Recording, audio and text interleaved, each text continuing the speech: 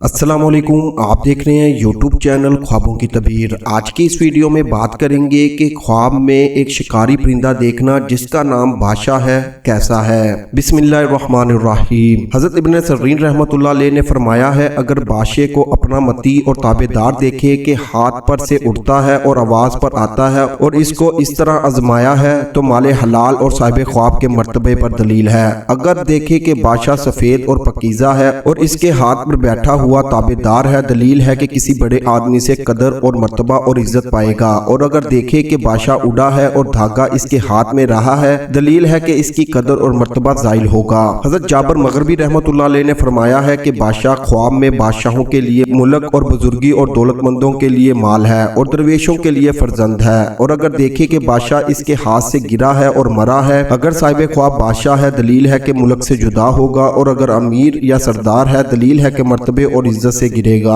और अगर तोंगर है तो दरवेश होगा और अगर दरवेश है तो इसका फर्जंद मरेगा। और बाज़ अहले तबीर बयान किया है कि बादशाह बेशरम मर्द है। और अगर देखे कि इसने बादशाह का गोश्त खाया है, दलील है कि इसी कदर दुश्मन का माल खाएगा। और अगर देखे कि किसी जगह पर बहुत से बादशाह जमा हुए हैं, दलील है कि अय्यार लोग इस जगह जमा होंगे। हजरत जाफर सादिक रहमतुल्लाह अलैह ने फरमाया है कि ख्वाब में बादशाह देखना 4 वजह पर है। पहला कदर और मर्तबा, दूसरा हुकूमत, तीसरा माल, चौथा मुनाफत। ऐसी ही वीडियोस को देखने के लिए हमारे यूट्यूब चैनल ख्वाबों की तबीर को लाजमी से सब्सक्राइब करें और हमारी वीडियोस को ज्यादा से ज्यादा शेयर करें, क्योंकि अच्छी बात फैलाना सदका जारिया है। अल्लाह निगहबान।